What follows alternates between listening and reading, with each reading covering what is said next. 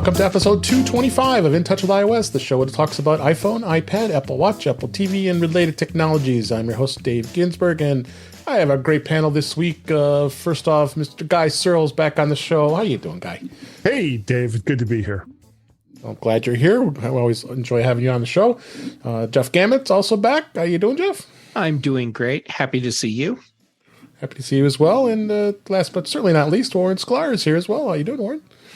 I found Guy. The acoustically perfect Warren Sklar. Yeah, he does have. We were talking about his soundproof tiles and pre-show, so he's ready to go for that. But I'm in my Faraday box. Yeah, it'll keep you quiet from.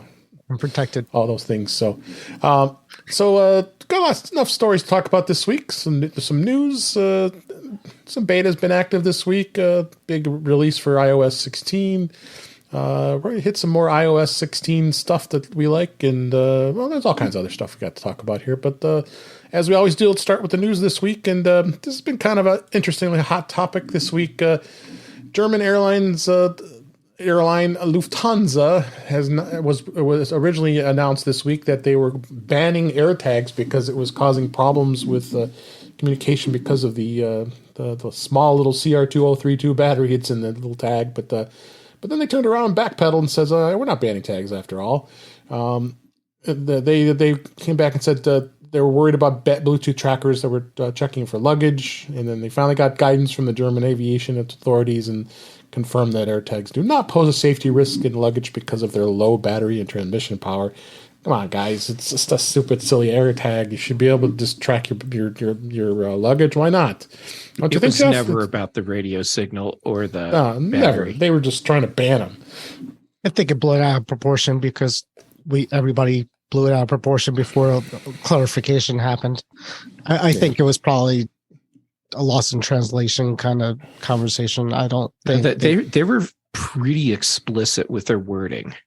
Again, they have people on different teams, and somebody who didn't know what an AirTag was probably tried to explain it to somebody who made a decision of what it is, and was improper in their decision in their conversation, and the guy thought it was something that it wasn't.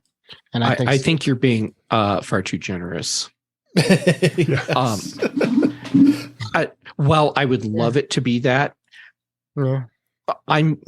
If I were a betting man, I would put money on Lufthansa is so tired of the bad publicity that they're getting from their ability to lose luggage in massive amounts, and then it's their superpower. Yes, it is their superpower. And then I didn't hear. I mean, this is an ongoing problem for Lufthansa. Dave Hamilton just said he flew him, said it was fine. I mean, up until the story, I'd never heard that Lufthansa had a bad reputation. Well, I mean, it's not like every single person that's going to fly on Lufthansa is going to have their luggage lost. It's just and to be fair, all airlines are going to be the king over of loss at this point. They also in that way. But we were talking how do you lose luggage at this day and age too, which is the crazy part. And then my last thing is, why would they care? Like, we never really figured out why they would even care if an AirTag. Oh no, we figured it out because we kind of thought that maybe it would piss people off because they could call Lufthansa and say, I mean, what are they? Lufthansa saying we lost it, and then you call up and saying, well, no, I know where it is. Okay, so what was happening was Lufthansa would lose luggage, and then they would say, we know where it is. It's in this location, and we will have it to you by X date and time. And people would look at their AirTags, and the AirTags would say that it's not in the same city, and in some cases, not even in the same country. And then Lufthansa would come back and say, oh, no, we've got it sorted out. This is where it is now. And it either hasn't moved or now it's in a completely different city or different country. Why would Lufthansa wouldn't do that? Lufthansa would say, in that case, it would say, this is a good thing. Hey, this woman says put it on hold. This woman said that her luggage is blah, blah, blah. Give a call over to that place and check. They have no business reason for monetary costs to not have that happen. It makes them look bad. It makes them look bad because they may, if they're making a decision to, like Jeff says, ignore the information that they're getting and That's what Jeff's saying is basically. Yes, that's exactly what I'm saying. They chose to ignore the information that their own customers were providing them to tell the customers that they had it under control and knew where their luggage was, even when they did not. Well, that's okay. Then this is not a luggage thing anymore. This is just a terrible.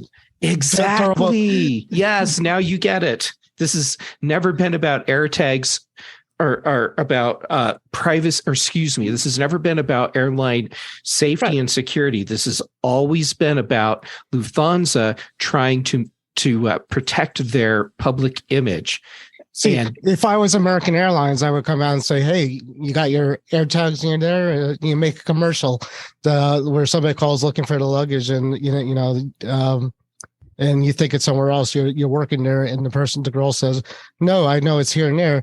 And it's like, oh, that's great. I mean, that's a selling point. I don't know. I don't know why if it would be American Airline. It's not like Lufthansa has a huge presence of city to city air travel here in the United States. I just understand American Airlines. There's no gain for them to Airflug. That would be their big rival. I just don't see what they're gaining by nothing. They're this. Gaining nothing. I mean, other than they were trying to.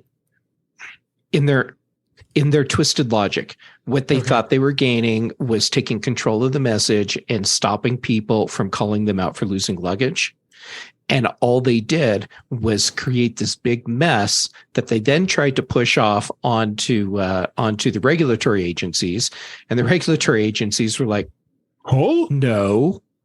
And so now they're at the point where they've had to backpedal and say, "Okay, sorry, we just misunderstood, and it's all okay now." And stop there for a second. AirTags aren't the end all of, they're not perfect either. So I mean, a lot of these people, right? So a lot of these people calling Lufthansa saying, "Hey, it's in Michigan. I promise you, it's in Michigan." That might have been the last place that it got a ding, right, from an AirTag communication. Yeah, it could be. But your luggage might be somewhere else. And Lufthansa, who's on the phone saying, "No, I know. It's in Bismarck. I know it's there. We scanned it, blah, blah, blah." And Karen on the other line's yelling at them saying, "No, I know it's in Michigan," and it's not. So, I mean, that's a possibility. However, they have a long track record of that actually not being the case. And how many flights would they have to North Dakota? How do you get that information? How do you know Lufthansa has a bad track record of lying where the luggage is? Just do a Google search on Lufthansa luggage and start reading the articles. Do that for any airline. Pick one out of your Sure. Ass. But in this case, it's Lufthansa that decided, we've got a fix for the problem. And it turns out, no, they didn't. The real fix is I don't think deal with your luggage tracking problem. I think there was a language issue or communication issue. Yeah. I can't. I wish that. I would love to believe that. Are you saying they don't speak American? Let's move on here. I think the American intern tech guy was trying to explain to the Swedish or whatever they are executive what the hell the AirTag is, and it didn't work. Swedish. All right. Next story here.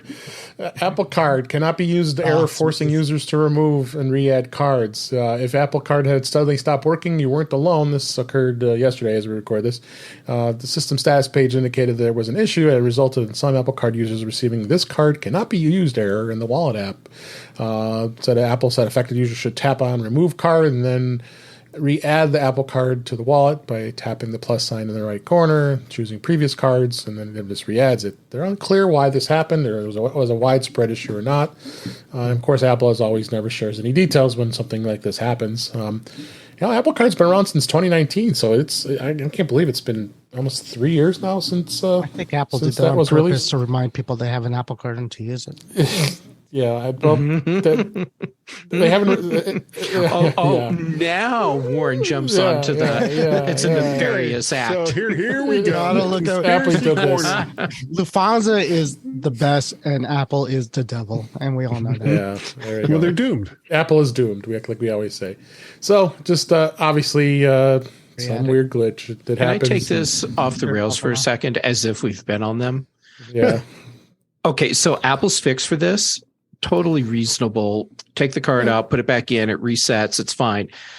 But it brings up a problem that I cannot believe Apple has not addressed yet, which is if you have multiple credit cards on your Apple Watch and you want them in a specific order, you have to go in and figure out the order to set each card as the default. Right. So that moves to the top of the list. I've only had it set to default. I never got that granular of needing to know what my second or third method of payment is in life. But my default card, I know if you add a card and bring it back, sometimes it will make the one you added back to default. And that's gotten me a few times where I pay for something on the wrong card. No, then don't put that card in there. Stop putting your wife's credit card on your iPhone. So that she can see what you buy because you keep having to explain yourself. So, next story: the Apple Cash Card, the daily Cash Card, which I find to be a nice thing to have, especially when you're getting your 3% cash back on your Apple Card and going right into that. It can soon now go into a Goldman Sachs savings account. You'll be able to open up a new high yield savings account with no minimum or fees. And Apple announced this week, as we record this, that they're adding this new feature to allow this to happen. You do have to open a new savings account if you want to be able to do this. And as of right now, it's only in the U.S. So for those of you listening outside the U.S., as you know, you can't even get the Apple Card. So I guess you know that. They just have to take a Lufthansa plane from Sweden with carry-on luggage. So it doesn't have a balance. It has no fees, and they do have a savings account. Actually, it's doing 2.15%, which is actually pretty high compared to this. That was savings. Going to be my question. What's the because these savings accounts usually are like a 0.08, not whatever the hell they are. It's like under percent. But let's not get into inflation and how that relates to savings accounts. Right. No, does anybody even use savings? I mean, nobody. I have a savings account. I have a savings account, but you don't have it to accrue. My God, no. It's more like an emergency fund. Right. I've got the T-Mobile. I have T-Mobile Money, and if you do 10 transactions on your ATM card a month, you get 4% interest on the balance. Yeah. I think if I do 10 transactions a month on my card, on that card, I get hit with fines. Why is that? I don't know, but yeah. So I don't use my ATM. Oh no, I'm sorry. It's my debit card, not the ATM debit card. Debit card. It's a MasterCard debit card. Yeah. So, different thing. Fees, not fines, right? You get fees. Yeah. Oh, you said I was like fines. I felt fines. I'm like fees. So you're getting the fines that Apple and Lufthansa put on you. Jeff, here's a $50 fine for using. No, I'm sorry. A couple stories from Microsoft this week, since Microsoft did have their big Surface event, talked about their new computers. Whoop-de-doo. New Apple services are being rolled out on Windows 11 and on the Xbox. Music is for Xbox is here now. Music and TV for Windows will come later. Today, Microsoft and Apple announced a number of deeper integrations with Apple services, including on both Windows and PCs and Xbox. And they're also going to have the iCloud photo library within the Windows 11 Photos app. We have listeners. We have listeners that are using Windows. Yeah, I could tell you about that. Go ahead. But I think this is a good thing, and this is just showing that Apple is really wanting to get out into other markets. I mean, there's no. So it's mostly related to content services then. Content, music, right. Services, TV, expanding on their services. The services, the stuff they make money on.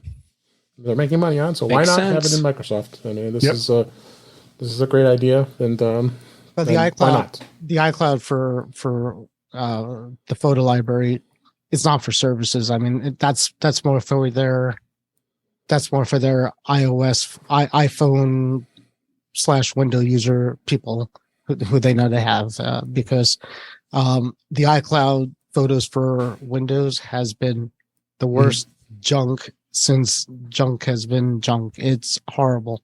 Tell us how you really feel. It's just terrible. So, is this thing that they're coming out that's going to be iCloud photos for, I think it said Windows Photos. It's basically, it's going to integrate with Windows Photos, they said. Is that going to be like, I mean, back in the day, right? iPhoto was a selling point for a Mac. And that was why people had, Macs. So right. Essentially at this point, it only took how many years? Now we have iPhoto for Windows, more or less, because that's what this is going to be. Well, in Apple's defense, Lufthansa lost the suitcase with the code. And they had, this is going to keep going here. Why didn't they put their AirTag in there? Right? It flew They out of really the should. Bismarck. Because they're evil. All right. Yeah. You saw iJustine as a Off the rails. Yeah, she was she did a she was at the Surface event Yeah. and did some videos on the Surface devices. So, but yeah, there was two stories here. The Apple service is rolling, and then as we just talked about, iPhone users will have integration with iCloud Photos on a Windows PC, which they didn't have before. So, that's a good thing that they're going to actually integrate more directly, because that, like you said, there was not a pleasant experience in the past. But hey, they still have plenty of people out there who don't want to use a Mac and want to use a PC, and that's fine. It's nice to have some nice integrations with Apple. Again, Microsoft had their Microsoft Ignite event this week. That's for the enterprise and developers, as well as the Surface event this week as well. So there was a few announcements this week that affected us iPhone folks. With 2 weeks left in October, is Apple going to hold one more event in 2022? Apple does often hold an event in October to announce new iPads and Macs, but is there one coming this year? There's been a lot of speculation where the fact that they did introduce the iPhone 14 and the Apple Watch Ultra at the event in September, but there are several new Macs and iPads rumored to be coming out soon. And are they going to have an event, or are they going to be doing just a press release? I like to hear your take, Jeff. Why is Apple being kind of wishy-washy? But they're already halfway through the month in October here. I came up with a new theory or hypothesis on this today, somewhere in the last revolution of our planet, and it's that instead of doing a big media event like they did for the iPhone, they will roll out the products with press releases, and it will coincide with an event that I didn't realize Apple had people speaking at. Jaws and Air Force One are going to be at the Wall Street Journal event. Yep, that's coming up in. I was going to include that before the end of the month, and so I'm thinking that maybe they will be talking about the products at that event, and we'll just have press releases to go along with them. Yeah, that makes even more sense. I didn't even think about that. Yeah, I'll make sure I have the article in the show notes about the Wall Street Journal event that's happening. Joanna Stern is actually going to be interviewing both Jaws. Yes, that's right. So that's going to be a good event because she's a great interviewer, and she's going to be asking them lots of questions. The article actually did say that. Could they actually announce when the iPad OS 16 is finally going to release in Mac OS and Ventura, since we're still waiting on that, and we've had some new betas here we'll just talk about in a minute. But so yeah, this is kind of strange. I think last few, they have in this article on Macworld showing the different dates from the last 10 years, and it's all right around mid-October. So it's very strange. I still can't believe that the world's not on Ventura. It's been so. It just feels like it's already been out forever at this point. And well, speak for yourself, since you're always on cutting edge.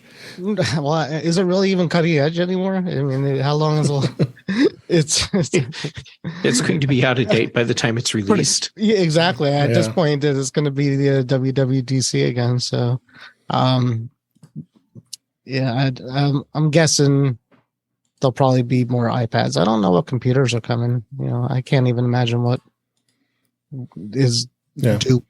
Pretty much everything. Well, I think that there will be at least one more event, and whether it's in November or December, it's hard to say. But I'm seeing probably M2 MacBook Pros, right? Likely some kind of update, and that may be a soft release for the iMac. I still don't see them making a bigger than the 24-inch iMac, M series iMac. I think that's where we're going. I think we're going to be there for a while. The 14 and 16-inch Pros that we have now. Well, they're still on M1s, which are fine chips. If you have an M1, the thing is, it's right now it's the fastest chip out right now, as of right now. Right. Well, you know that the M2 Pros and M2 Maxes are on their way if they're not already in prototype machines over in Cupertino. Yeah. But if nothing else changed, it'd be like such a weird thing for somebody to want to upgrade because of that. I don't know. It's people update for all kinds of reasons. I just don't think that would be a reasonable newer processor. Press release. Yeah. Well, I think if M2 MacBook Pros, I think would warrant an event. I don't think that an M2 iMac would. I would also say that we're probably not going to see a new M series Mac Pro in 2022, but we could see an M2 series Mac Studio. I would love to see an M2 Mac Studio come out, and that could happen, I think, before the end of the year.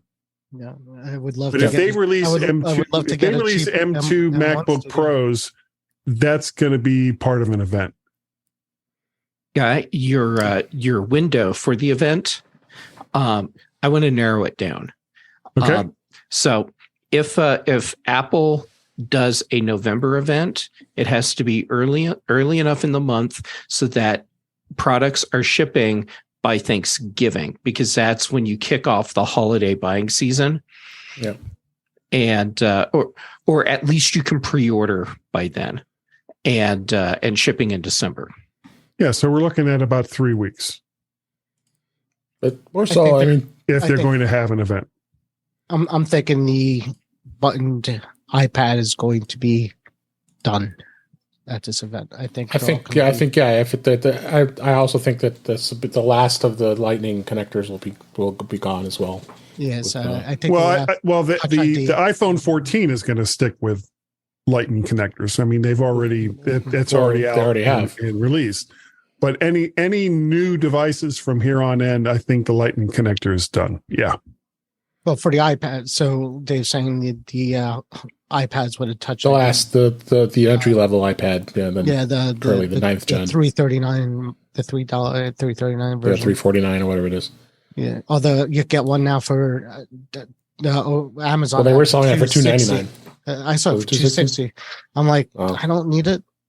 $260. I don't need it. How many did you buy? None, because I don't need it. Sure, you did. Where's the real Warren? What have you done with him? I don't know. The wife is watching. I got 4. I'm still on the 2018 iPad Pro. I have one here. It's perfect. I'm still on my 2020 Mac Mini, the M1 Mac Mini. Yeah, me too.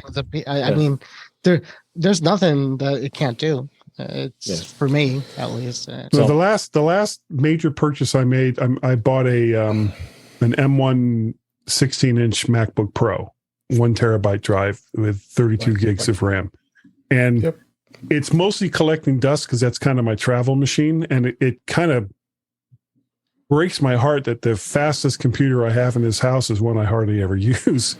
That's another story. Yeah. Next story here. Let's move on, if you guys don't mind. Netflix announced a basics with ads plans for $6.99 a month. They announced this today as we record this. It's ad supported. It's been in the works for the last several months. It's a new basic with ads plan. Yeah. And it's in the United States. It's $3 cheaper than the basic plan.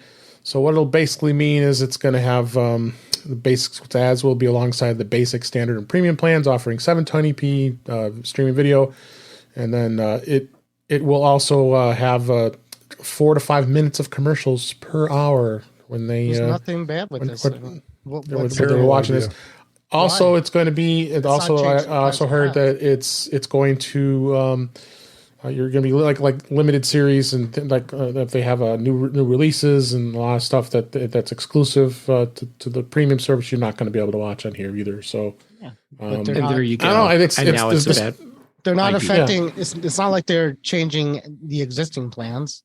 And and you can't download the movie stuff like if you want to take it on a trip, so you can't do that if you have the basic plan too. Mm-hmm. So if you want to do all that stuff, pay $4 more.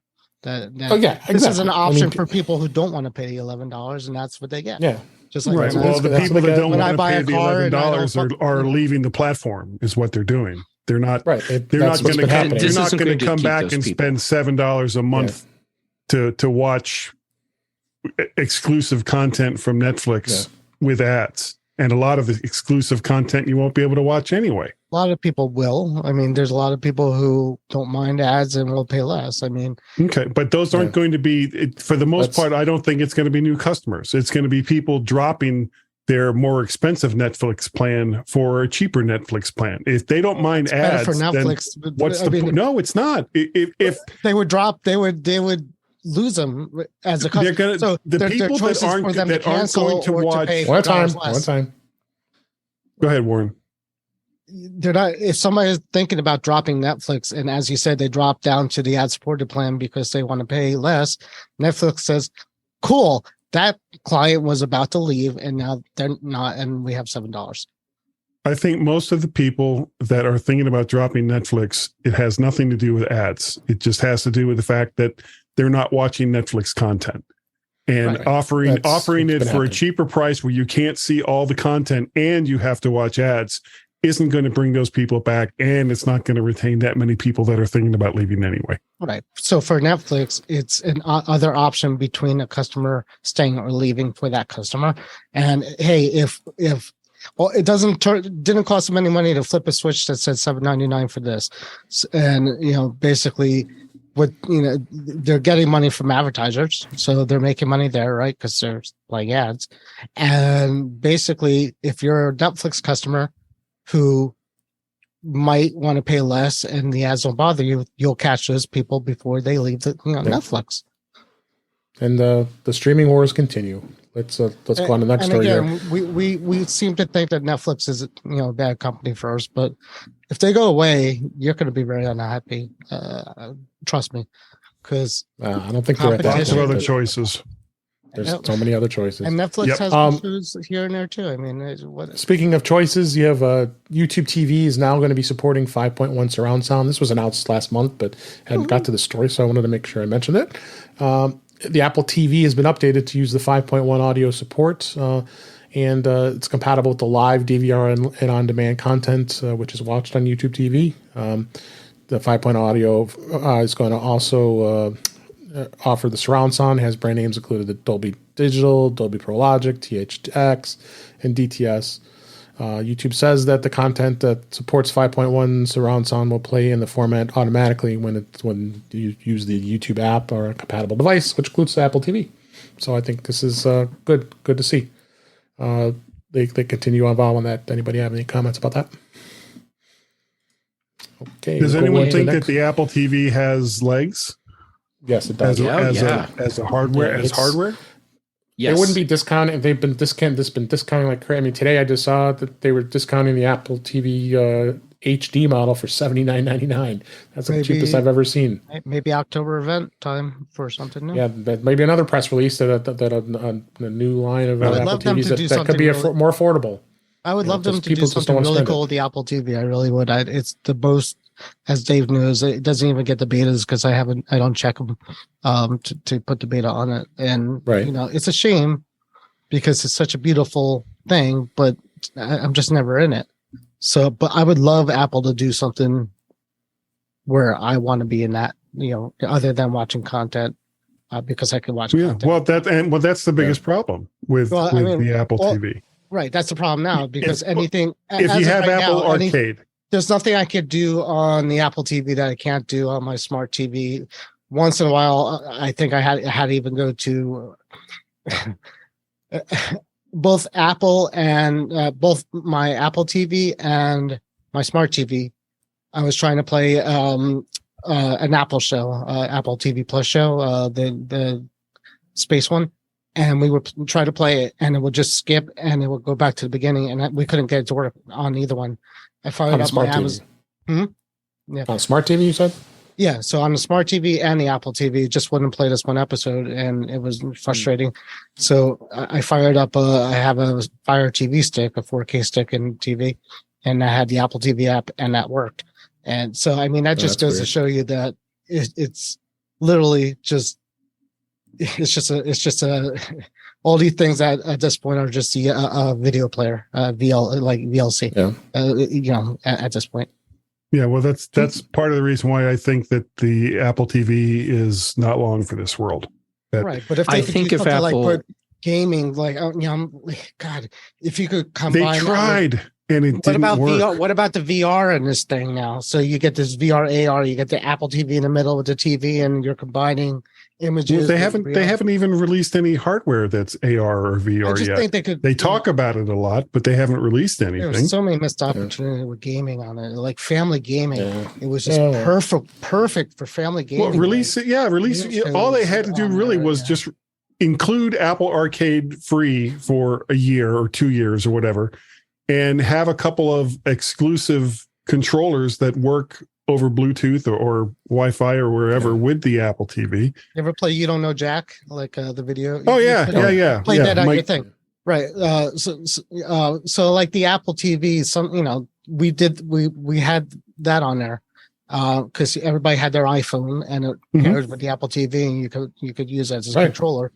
and it was awesome. And they were like, why is then I started looking at them like, Monopoly. Why isn't there a Monopoly where you could come on the Apple TV and have the Monopoly board in front of you and I have, or Scrabble, Scrabble. It's a bastard stepchild for Apple, the Apple TV. And nobody's done this really well, which is so weird. I think, even Nintendo tried, but. Speaking of services here, a couple of more stories real quick here. Verizon did launch earlier last month a new One Unlimited plan with Apple One included.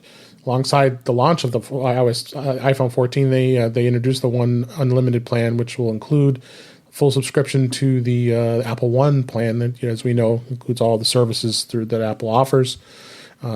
All Verizon customers will get that, and it does include that. It only gives 50 gigs storage though, so it's a small. You probably have to pay a little extra if you want more storage, but it's more storage than you get with the standard free plan. Yeah, and then plus this is included in your plan, their plan, depending on what that plan costs with Verizon. I don't use Verizon, so I can't I can't say. The last I used Verizon, they could throw in a lot of stuff and still be more expensive than they were just stupidly expensive, and that's why I left them. And any comments on that, Jeff?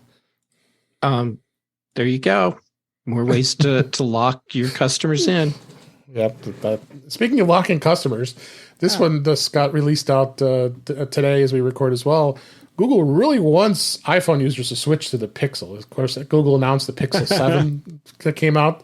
They're giving trade-in credits up to $1,000 if you trade in an iPhone to put towards the purchase of a Pixel 7 or Pixel 7 Pro, which starts at $499 and $899 respectively.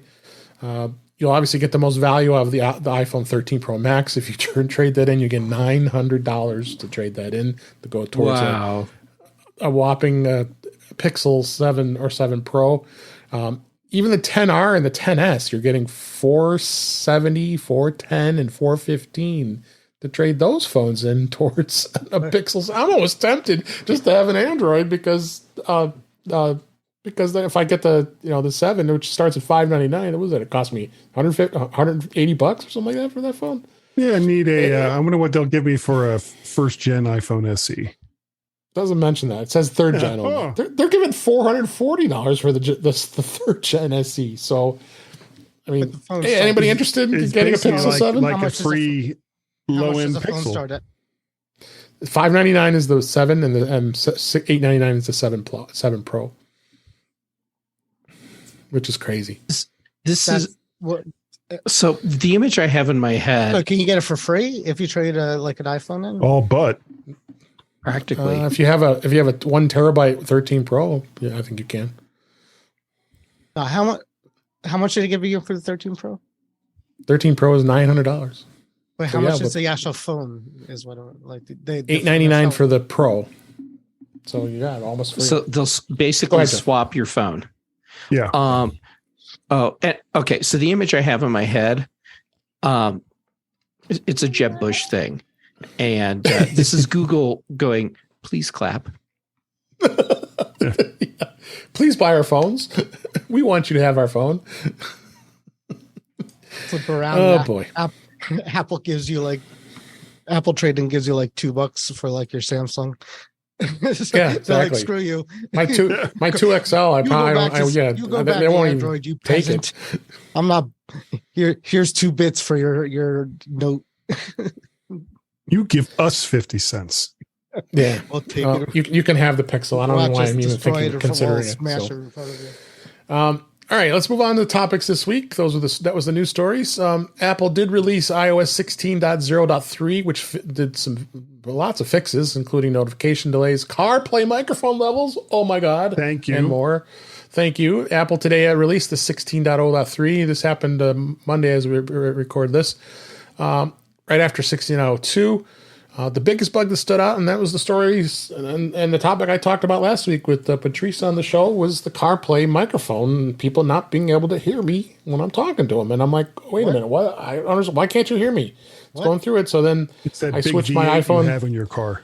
Yeah, it is what it is. So I switch it to the Bluetooth in the Uconnect, and they can hear me fine. So finally fixed that. So it does fix a lot of security updates, including the camera may be slow to launch, to switch between modes. Mail was crashing on launch after receiving a malformed email. But the biggest bug, like I said, was that stood out was CarPlay. And the funny thing was, we never saw a lot of people complain about it, because they tell me that a lot of people aren't using their CarPlay with their phone. But that's crazy. Go out, update it. Definitely worth the update. Obviously 16.1 will be coming out. We talk about that just a sec here with beta. Check it out. And they also released an update to watchOS. That was watchOS 9.0.2. It also fixed the microphone issues. There was a Spotify streaming interruptions. Okay, whoopee. I'm not a Spotify customer. And then a lot more things. Snooze alarm notifications continue after the alarm is deleted for assistive touch users. So lots of little bugs here and there. So worth on the watch, getting that taken care of, get those updated. But nothing else was affected other than those two. But then we move on to beta this week. 16.1 beta 5 is out. Warren, what do you see this week? Anything that stood out for you? I don't think there is much. It's amazing. No, there's literally nothing I could tell you that's different. So it's a lot of the stuff we've already been talking about. Support for live activities, the interactive notification that lets you keep an eye on things happening in real time from the lock screen and on the iPhone 14 Pro with Dynamic Island. And the clean energy charging feature in the United States. It's designed to selectively charge when lower carbon emission electricity is available. I think that's I feel okay. like a better citizen since I installed. How does it know? Yeah, we don't know. We never figured this out. It really never has said. So it's like somebody made this. I think somebody in Apple just said, add this to it and see if anybody realizes. See if anybody actually calls us out on this BS. Yeah, right. Exactly. So like and the iPad closed door button in elevators that doesn't do anything. Yeah. Well, it does something. It's just really slow at it. Oh, yeah, that makes sense. Where the parachute and iPad OS 16.1 that was out. You notice anything on your device, Jeff, as far as your iPad? It's just amazing. There's just it works. It's not allowed on Lufthansa's airline, but it's okay. God, you guys just won't let that go. iOS 16.1, some of the new features are coming back. Of course, that the redesigned battery indicator. Finally, you'll be able to see not only the percent that's in the battery itself. It'll actually show the image go down as the battery starts losing its charge. We talked about iPhone having Fitness Plus without need of Apple Watch, and preloading in-app content. So there's a lot of other stuff that's be coming here pretty soon here with 16.1 on iOS. WatchOS 9.1. You notice anything, Warren, on that? I don't think so. There's really much going on with that. I think that was just today, right? Or yesterday? Yeah. Yesterday. Yeah. No? tvOS, again, they don't really say much they do with tvOS. What do you think of this? It did change the band color when I did it. It doesn't match your shirt. No, I know. So this is the one I ordered with the watch that I wasn't sure if I wanted or not. I put it on. It's some kind of neon green-ish. The beta did not change the watch. I did it, but okay. Just clarifying that. What? Just out of curiosity, what version of watch does everybody have? I have still got the Series 7, 8. Warren? 8. Okay. Oh, the mic issue on the 8. I actually did experience that, so hooray for the 902 update. Yeah. You're on what, the 5? Yeah, I'm still on the 5. I will likely, I would love to get to Ultra just for the size, because I need big things because I'm a big guy. But right, I'm not going to spend $800 for a slightly larger watch. Not going to do it. I'm not doing it because we're already, every month that goes by is closer to when I would probably get a new watch anyways. So I'm not going to do it. So I'll wait until the 9 comes out, or whatever they call the next one. Yeah. Let's there's been a couple stories. Of course, the iPhone 14 Plus came out, and story this actually today. This was published as we record. A report of unexpectedly low sales for the 14 and the 14 Plus has emerged. They're saying that the sales of both of those have been overshadowing the enthusiastic response of the Pro. What a surprise! There's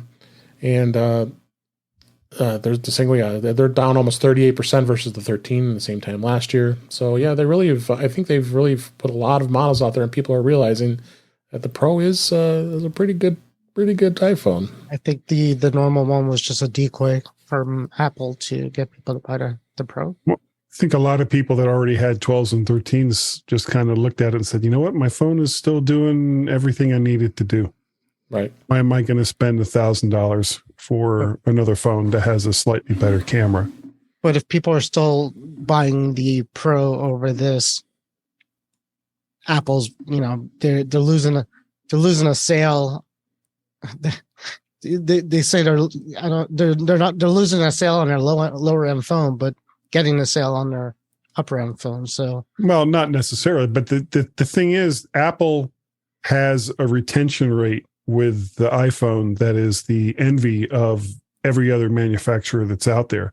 Typically, and you can see it with what Google's trying to do to bribe people to come and buy the Pixel. Once people use an iPhone, 85% of them, I think it was the last time I checked, 85% of them, their next phone is going to be another iPhone.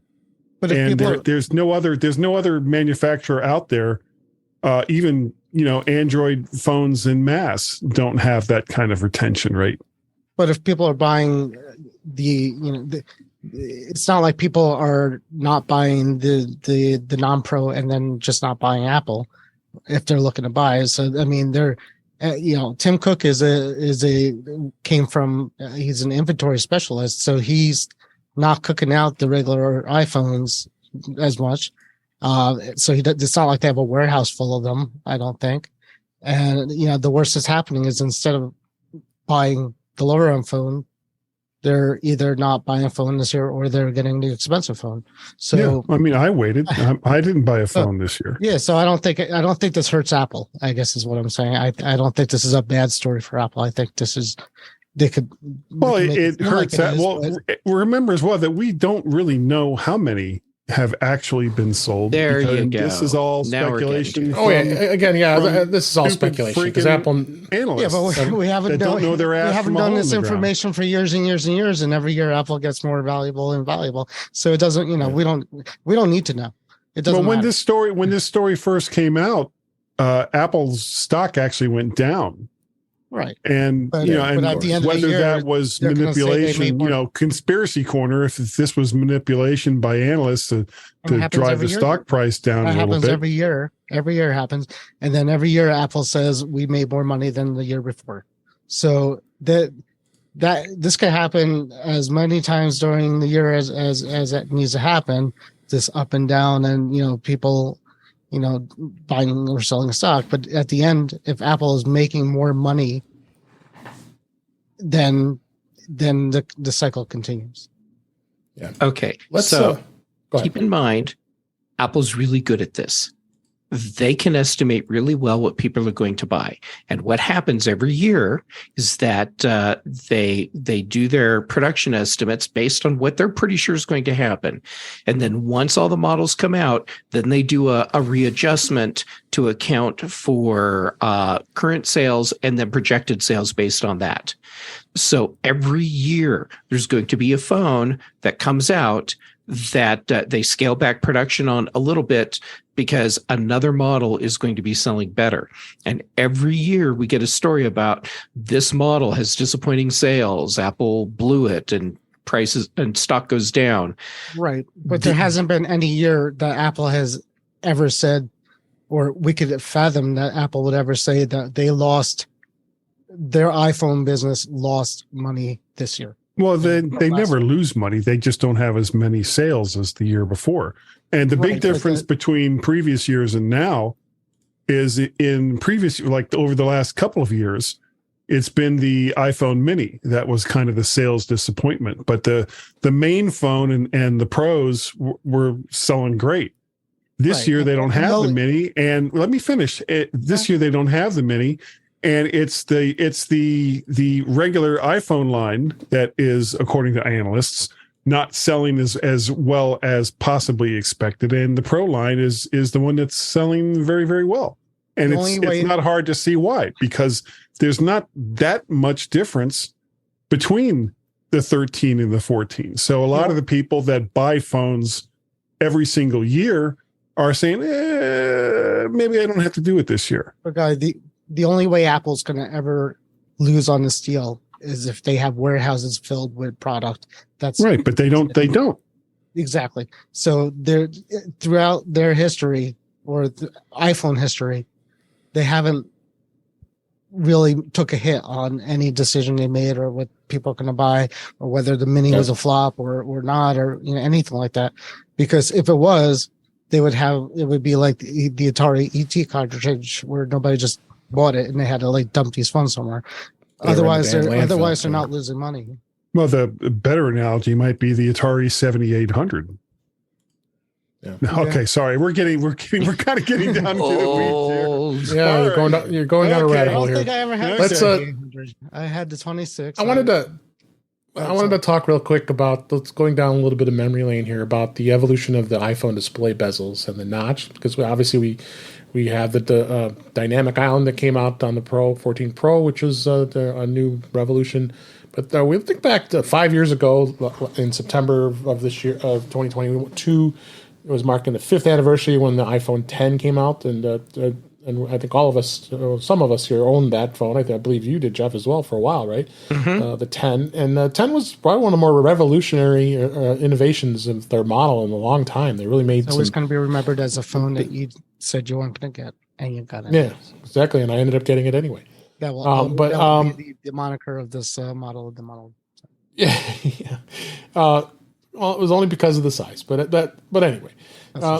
So kind of looking back to the way things evolved, we remember the thick bezel era when you had the 4S, the 5S, the 6S, 6S Pro, and so on and so forth. The bezels were there, and we were used to them, and then the Touch ID came out in 2013. But then when the 10 came out, then we had the notch. And then everybody was in uproar a while. But my God, there's a notch on the screen. And then when that happened, and then the notch got a little smaller on the iPhone 12, and then now we have Dynamic Island. So where do you think, Jeff? Where do you see where things went? I mean, you've obviously owned, as many of us have owned, all these iPhones over the years. The bezel, I think we were just so used to it. How did you see the change when you went from the bezel to the iPhone 10 with the notch? Getting rid of the bezel was actually really nice because we had more usable surface space on the phone, right? And I think that was a big game changer for Apple as far as displays go, because now they didn't have to work around a big notch or bezel at the top for all those sensors, and they didn't have to deal with the big bezel at the bottom for a Touch ID button. So it was like getting, from Apple's perspective, a nice upgrade without having to sacrifice on physical size. Right. So what do you think, Guy? You own a number of iPhones over the years, and you had ones with the bezel and then the notch. Where did you see? How did you feel when it switched? From the 8 to an SE. I was rocking an SE for a couple of years, and then I went to the 13. But the fact that there was a notch on the 10 and up was never really a factor in my not buying a new phone. It was kind of a non-issue for me. I think that most people went into it because it was something new and it was taking away from existing screen real estate. But I really don't think it was that big of a deal. I think it was mostly people just looking for something to complain about. Yeah, I think most people didn't even really notice the notch. Like or average wouldn't users. wouldn't have if there weren't all the stories. Yeah, and it's the same with the Mac, the Mac laptops, where I know people that they got an M1 Mac and had no idea there was a notch.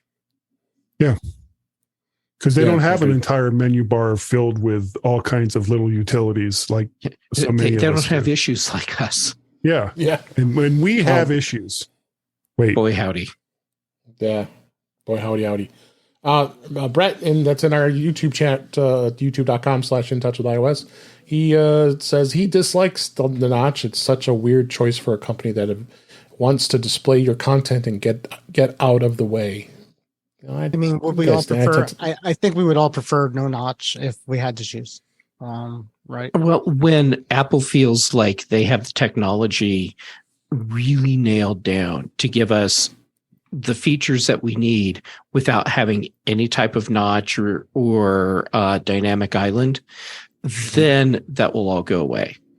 Right. Yeah. So like Samsung is claiming they put all this underneath the glass is what they're saying. So the last I heard was you could, even though it was underneath the display, you could kind of still see the blurry, you can kind of see the imprint of where it is. I mean, you still notice it.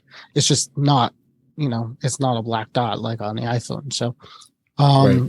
but yeah, I guess, I agree with you. Once they think that it's going to not do anything stupid like that, they'll do it. Or, I mean, they just announced last week that they have no plans to put the Touch ID back on the iPhone.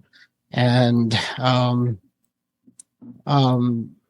that sucks because the Touch ID was just great on the I have the iPad Mini and the Touch ID is great on that thing, so that would have been a cool thing too. But so that leads us into Dynamic Island, and I think Dynamic Island we came out of left field for all of us following iPhone and Apple.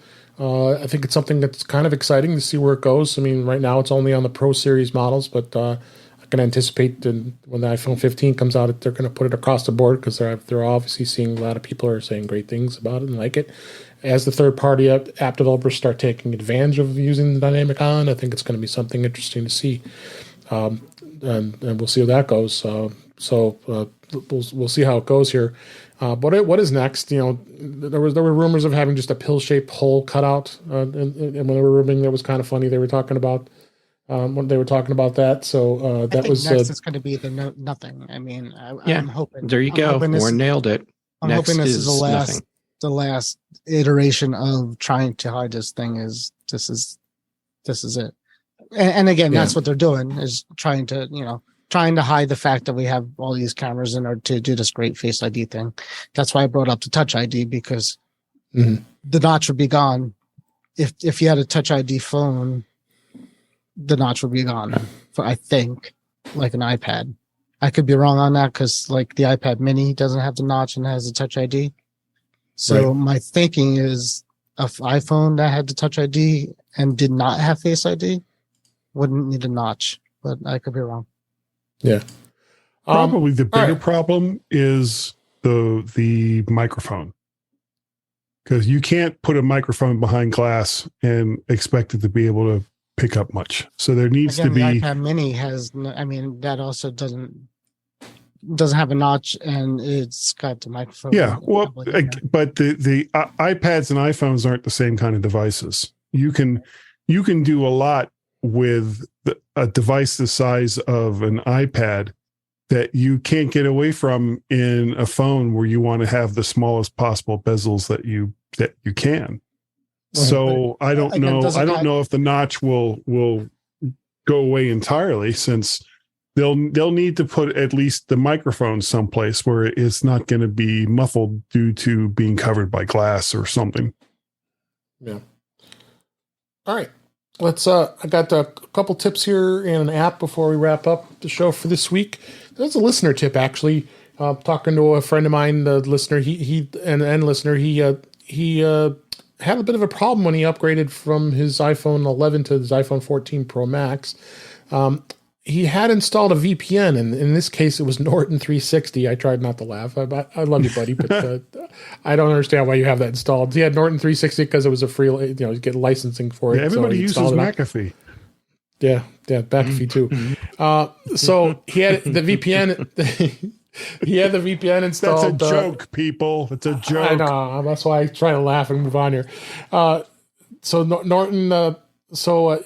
He had it installed, and when he went to go restore it, and he was using iCloud to restore to the iPhone 14 Pro Max, it was stalled. And I went, I wonder why. Well, the VPN was trying to connect because it also brought over the Norton 360 app as it copied over all the apps from the restore. So be aware and make sure that you uninstall a VPN, any VPN software for that matter, before you do a restore from one phone to another, because can I offer an alternative fix that may work for many people?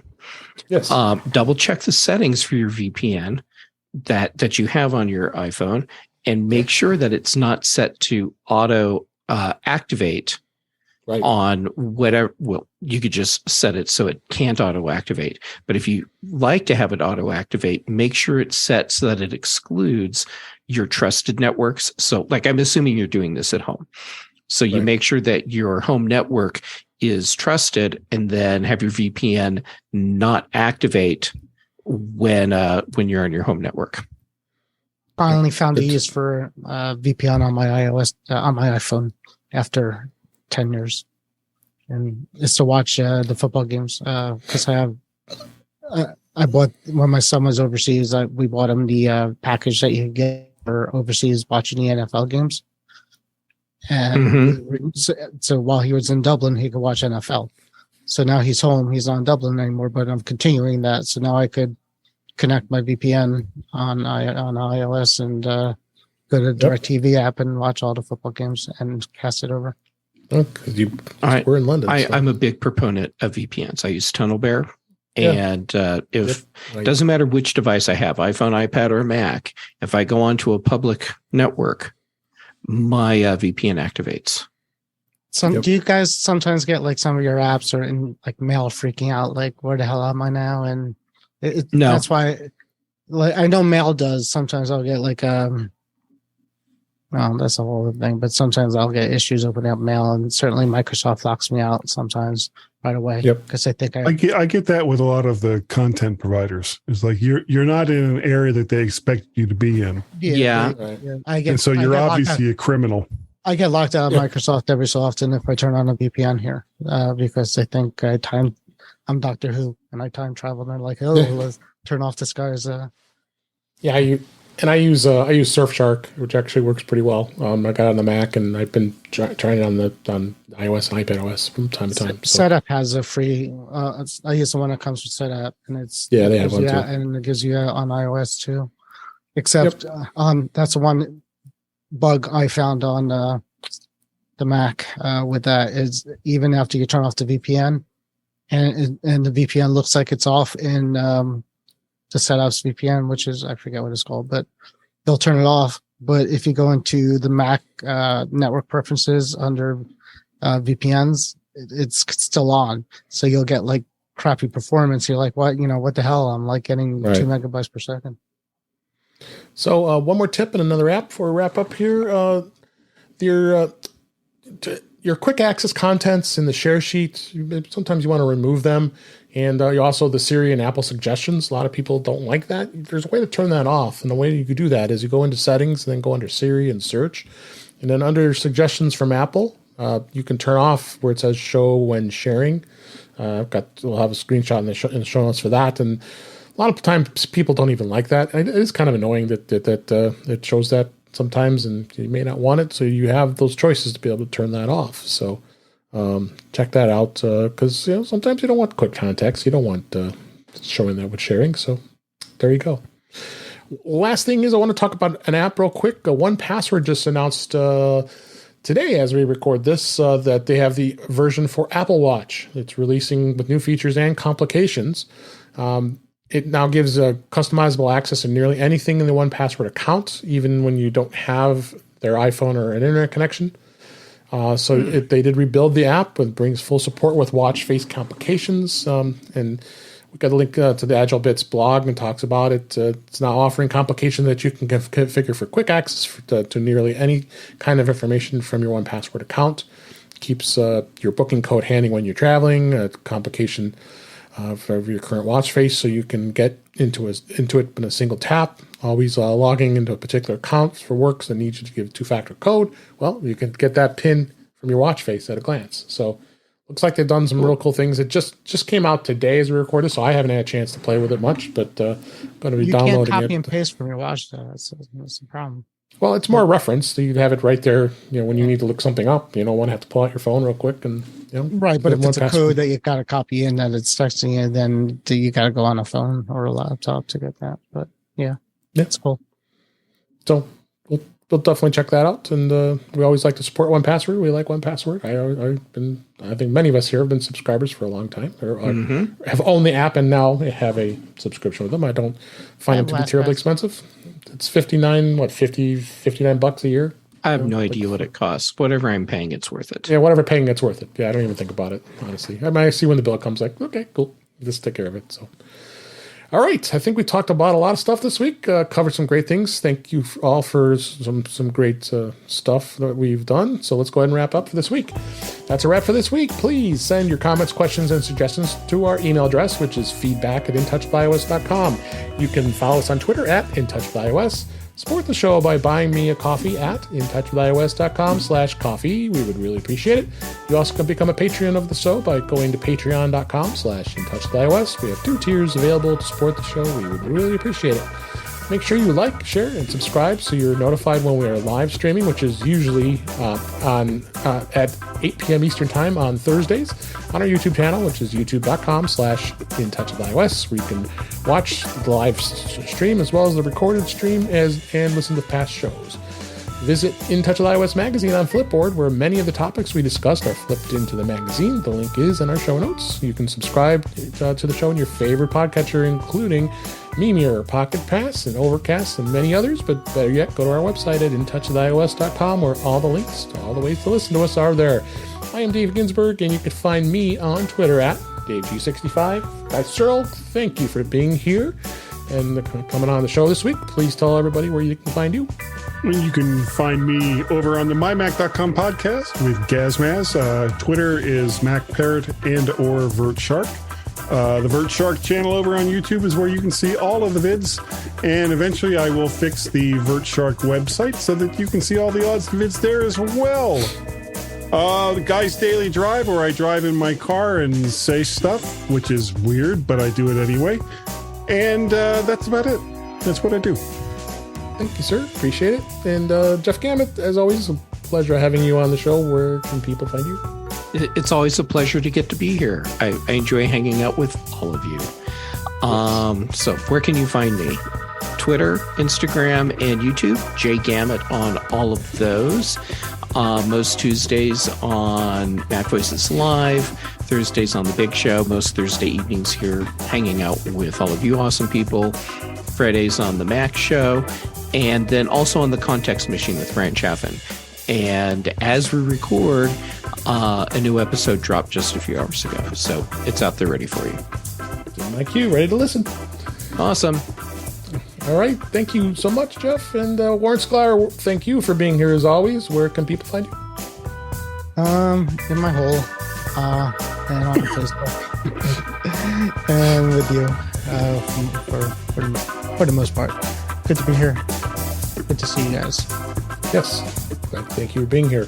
And thank you for listening. And for people who are in the chat room at youtube.com/InTouchWithIOS, we appreciate you talking with us this week. And thank you for listening. We hope you enjoyed the show. And we'll talk again soon.